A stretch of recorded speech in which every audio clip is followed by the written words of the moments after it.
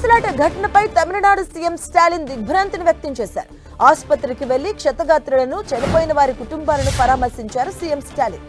ఘటన గురించి తెలిసిన వెంటనే సీఎం స్టాలిన్ కరూర్ జిల్లా కలెక్టర్లతో మాట్లాడి వివరాలు తెలుసుకున్నారు.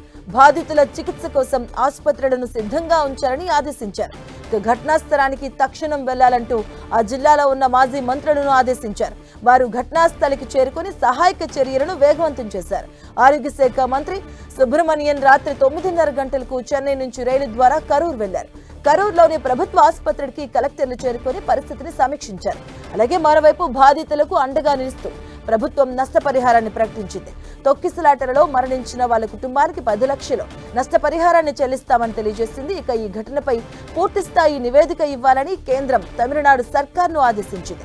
ఈ ఘటనపై అత్యవసర సమావేశాన్ని ఏర్పాటు చేస్తున్న తమిళనాడు సర్కార్ విచారణకు ఏకసభ్య కమిషన్ను ఏర్పాటు చేసింది. రిటైర్డ్ జస్టిస్ అరుణ జగదీశన్ నేతృత్వంలో కమిషన్ను ఏర్పాటు చేసింది.